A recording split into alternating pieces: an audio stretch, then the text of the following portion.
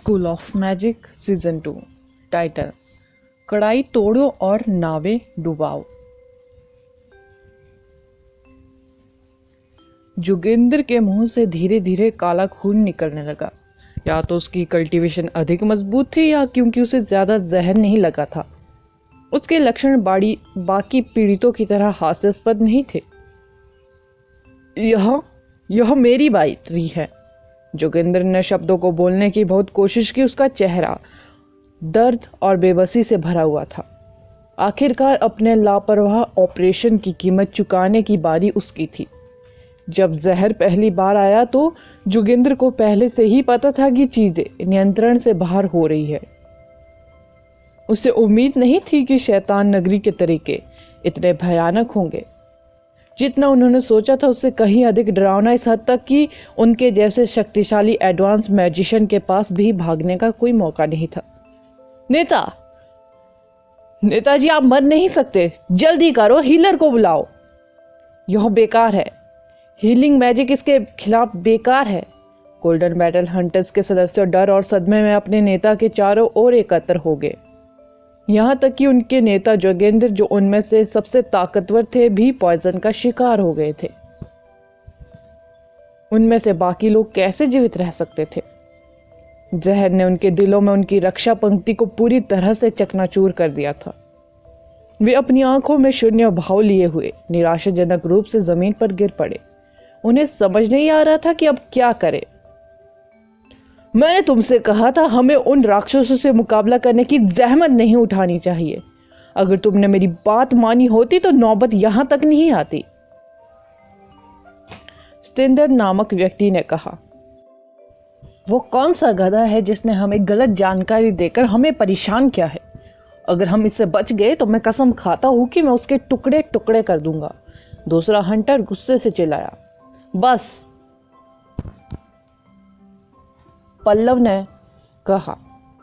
पल्लव ने एक बार फिर से अपनी मुठ्ठियां भींच ली। उसकी आंखें लाल रेखाओं से भरी थी। खुद को निराशा में छोड़ना निरर्थक था, क्योंकि इससे कोई भी किसी को भी मौजूद स्थिति में जीवित रहने में मदद नहीं मिलेगी। यहाँ तक कि उनके नेता भी जहर खाने के बाद खुद को संभालने की कोशिश कर रहे थे। इसका सीधा सा मतलब था कि उन्हें खुद पर निर्भर रहना होगा। एक दूसरे पर अपनी भड़ास निकालने का क्या मतलब है? हमारा दुश्मन शैतान नगरी है। यदि हम किसी भी तरह से मरना चाहते हैं तो हम शैतान नगरी के सदस्यों की तलाश करने की कोशिश कर सकते हैं और जितना हो सके उतने लोगों को मार सकते हैं। अन्यथा हम सिर्फ बेवकूफों का एक समूह है, जो उन्होंने एक बहुत ही सारंगी की तरह बजाया। पल्लव ने कहा। कैप्टन सही है। यदि हम यहाँ एक दूसरे की निंदा करते रहेंगे तो हम में से कोई भी अंत तक जीवित नहीं बचेगा। शैतान नगरी के लोग इन खीतों में कहीं छिपे होंगे। ऐसी बहुत सी जगहें नहीं है जिन्हें हमने अभी तक खोजा नहीं है। व्यवस्था बनाए रखने के लिए कुछ लोगों को पीछे छोड़ दे। आप में से बाकी लोग इस जगह को उल्टा कर दे। मुझे विश्वास नहीं होगा कि हम शैतान नगरी की बनियान ढूंढने में असमर्थ हैं। गोल्डन बैटल हंटर्स के एक अन्य कैप्टन मुनावर ने कहा। हर कोई अपनी टीम के साथ बने रहे। अपने आप मत हिलो। यदि आपको कुछ भी संदिग्ध लगे तो रिपोर्ट करें। चाहे किसी को जहर दे दिया गया हो, फिर भी पीछे मत हटना। पल्लव को एहसास हुआ कि वे अब यहां नहीं रह सकते और अपनी मृत्यु का इंतजार नहीं कर सकते। यहां तक कि उनके नेता को भी जहर दिया गया था। उन्हें एक कदम उठाना पड़ा। गोल्डन बैटल हंटर्स के शेष सदस्य जल्द ही कई टीमों में विभाजित हो गए और खेतों के चारों ओर व्यापक खोज की। शैतान नगरी के लोगों ने सबसे अधिक संभावना यह अनुमान लगाया कि जब जहर फिर से आया तो गोल्डन बैटल हंटर्स कढ़ाई को तोड़ने और नावों को डुबाने के लिए दृढ़ थे। जो लोग आम लोगों के बीच छिपे हुए थे उन्होंने तुरंत नवीनतम स्थिति से अवगत कराते हुए अपने बेस पर वापस सूचना दी। आप किससे बात कर रहे हैं? एक सफाई कर्मचारी ने पीछे मुड़कर एक पीले चेहरे वाले आदमी की ओर देखा और पूछा।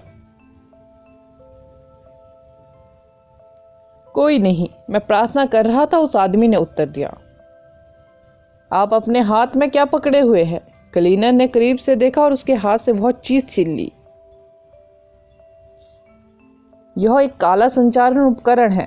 उसे दूसरी ओर से आने वाली कुछ आवाजें भी सुनाई दे रही थी। क्षेत्र के प्रभारी गोल्डन बैटल हंटर्स के 3 सदस्यों ने तुरंत उन पर ध्यान दिया। वे तुरंत लुकेंद्र नामक व्यक्ति के पास पहुंचे। यह शैतान नगरी का संचार उपकरण है। वह उन्हें बता रहा होगा कि क्या हम कर रहे हैं। तीनों हंटर बहुत खुश हुए। उन्होंने तुरंत लुकेंद्र को हिरासत में ले लिया। लुकेंद्र को एहसास हुआ कि उनकी पहचान से समझौता किया गया है। उसने भागने में मदद करने के लिए तुरंत अपने डार्क बीस्ट मॉन्स्टर को समन किया। दुर्भाग्य से 3 हंटरों में से एक इंटरमीडिएट मैजिशियन था। डार्क बीस्ट मॉन्स्टर ने उसके लिए कोई खतरा पैदा नहीं किया।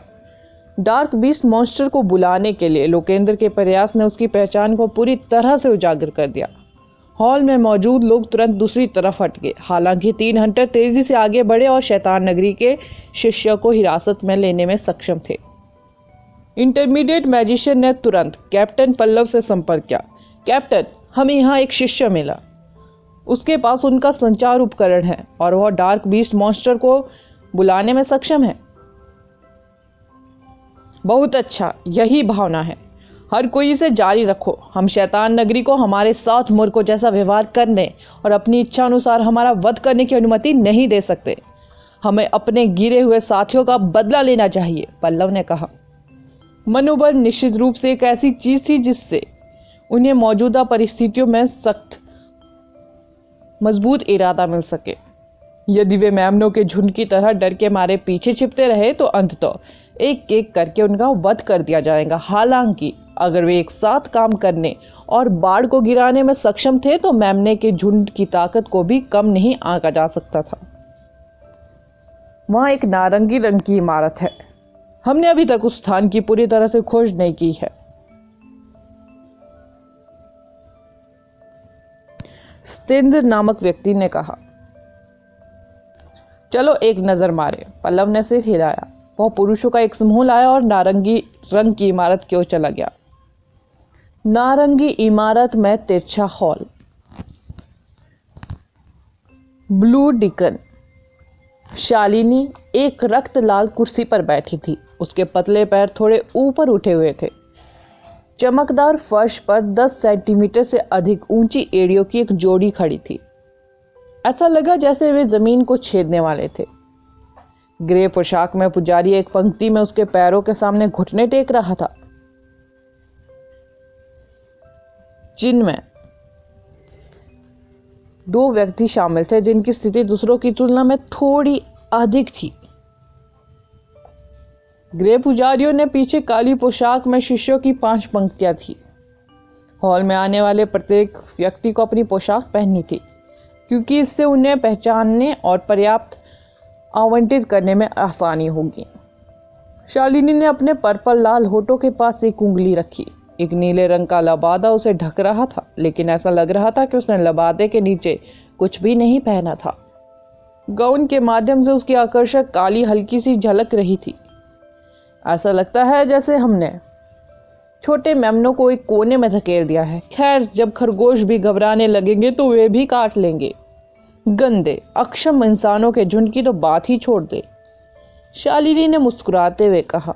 वह अपने दुश्मन के पलटवार से ज्यादा परेशान नहीं थी। परिवर्तन संघ के लोग द्वीप पर पहुंच गए हैं। वे किसी भी समय यहां रहेंगे। मुझे डर है कि नाइट हॉक की उनका नेतृत्व कर रहा है।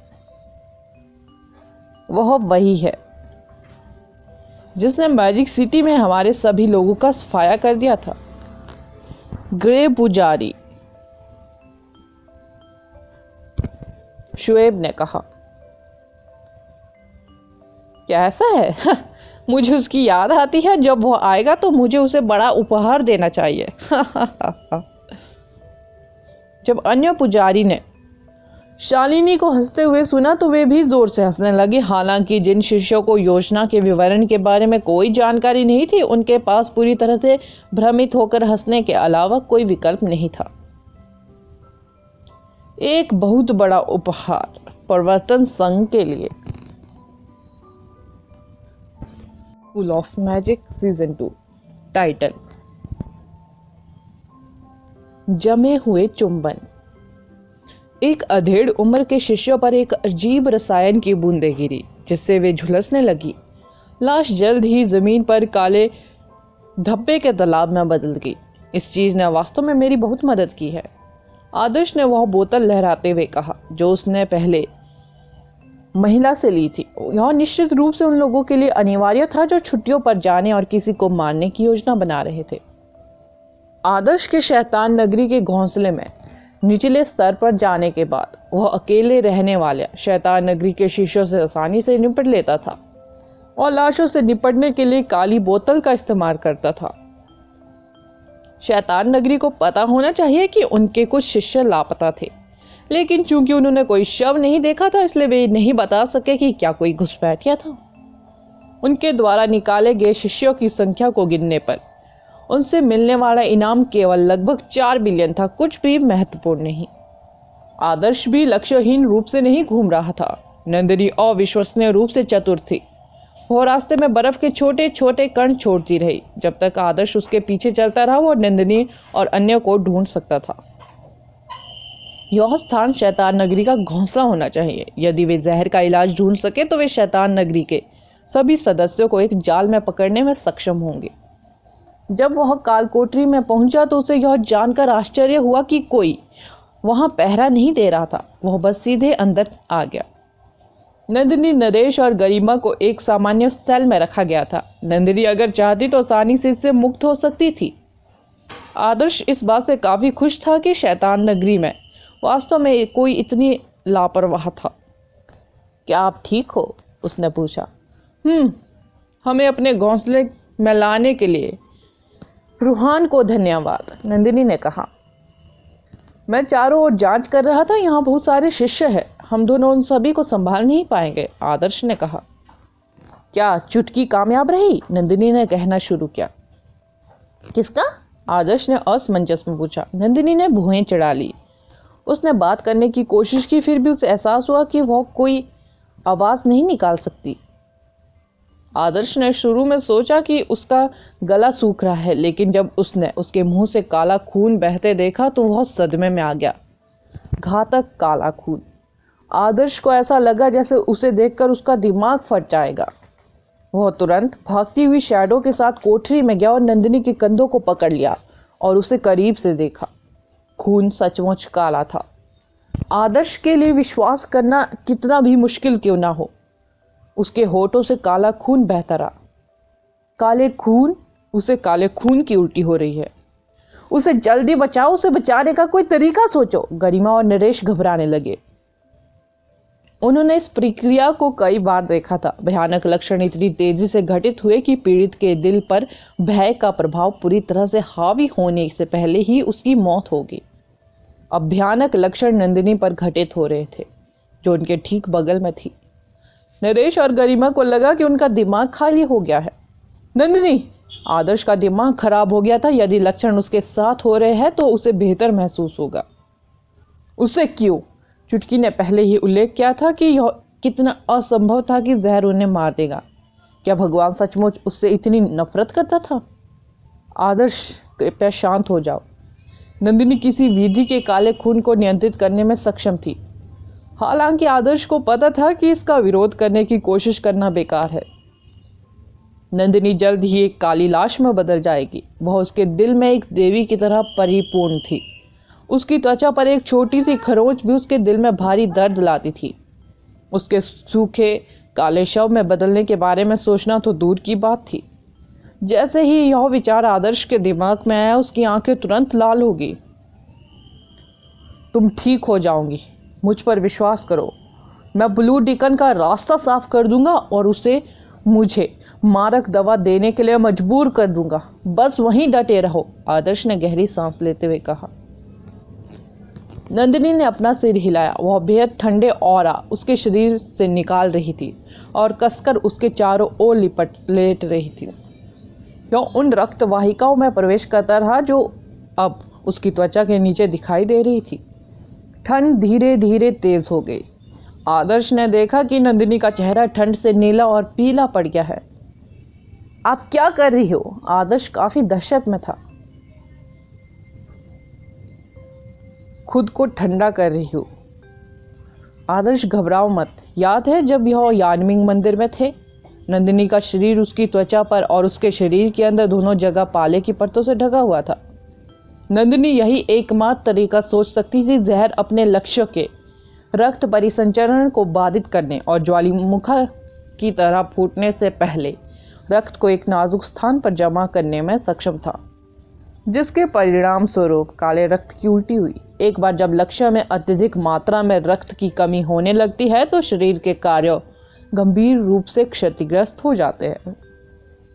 फिर जहर को काली धूल के ढेर में बदल देगा। एकमात्र चीज जो नंदिनी कर सकती थी वह थी अपने शरीर को स्थिर करना, जिससे उसके रक्त प्रवाह की दर काफी धीमी होगी। वो अपने खून को पूरी तरह जमा नहीं सकती थी, क्योंकि इससे उसकी तुरंत मौत हो जाती। वह अधिक से अधिक परिसंचरण को धीमा कर सकती थी। यदि जहर रक्त के माध्यम से शरीर में फैल रहा था तो उसकी विधि से उसका समय बर्बाद हो जाता। नंदिनी ने कभी नहीं सोचा था कि अगला शिकार वह होगी। उसने आदर्श की ओर देखा, जो उसके बारे में बेहद चिंतित था और किसी तरह खुद को आभारी महसूस कर रहा था। उस बेशर्म आदमी को इतनी घबराहट में देखना बहुत कम था।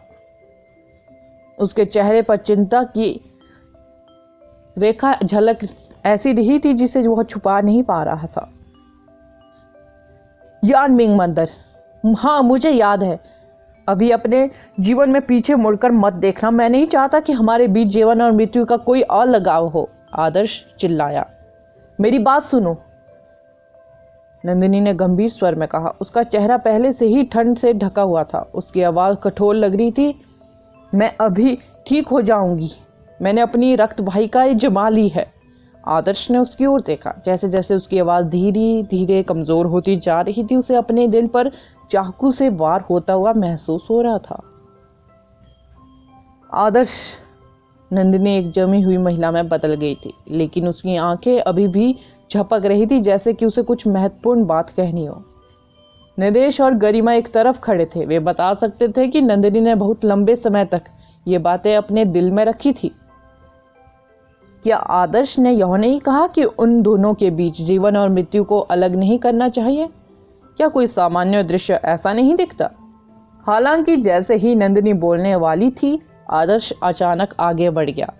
उसने अपना एक हाथ उसकी बर्फीली गर्दन के पीछे रखा और अपना सिर नीचे कर लिया। उसके होठों से निकले जहरीले खून को पूरी तरह नजरअंदाज कर दिया।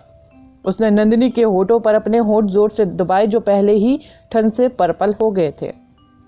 आदर्श ने हमेशा कल्पना की थी कि नंदिनी के होठ कितने नरम, गीले और स्वादिष्ट होंगे, लेकिन उसे जो महसूस हुआ वह बर्फीला, सूखा और कठोर था, जैसे कि वह एक खूबसूरत महिला की बर्फ की मूर्ति को चूम रहा हो। जैसे ही होठ अलग हुए, आदर्श ने नंदिनी की आंखों में देखा और दृढ़ता से कहा, यदि तुम्हें वास्तव में मुझसे कुछ कहना है तो बस तुम्हारे जागने तक प्रतीक्षा करो। या तो आप मुझे बताना चाहते हैं कि आप मुझे पसंद करते हैं या आप मुझसे नफरत करते हैं। मैं आपसे वादा करता हूँ मैं यह सब सुनूंगा। नंदिनी ने उसके बाद कुछ नहीं बोला। उसका गला पहले से ही रूखा हुआ था। शरीर का एकमात्र अंग जो अभी भी सक्रिय था वह उसकी चमकती आंखें थी, जो आदर्श के अहंकारी चेहरे को देख रही थी। चूंकि उसका शरीर अकड़ गया था, उसकी कोई भी भावना अविश्वसनीय रूप से फीकी थी।